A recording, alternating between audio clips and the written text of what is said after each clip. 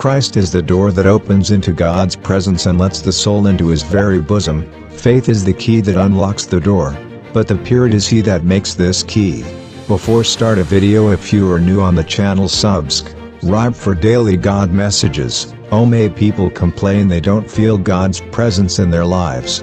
The truth is, God manifests himself to us every day. We just fail to recognize him. Trying to be happy without a sense of God's presence is like trying to have a bright day without the sun.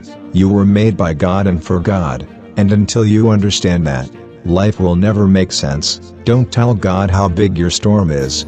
Tell the storm how big your God is. No God, no peace. No God, no peace. When God is all you have, then you have what you only need.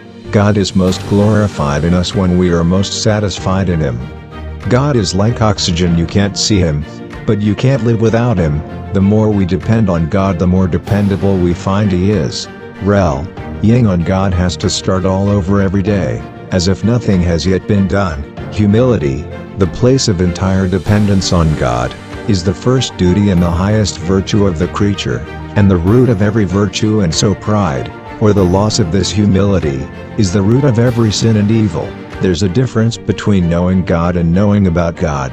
When you truly know God, you have energy to serve him, boldness to share him, and contentment in him.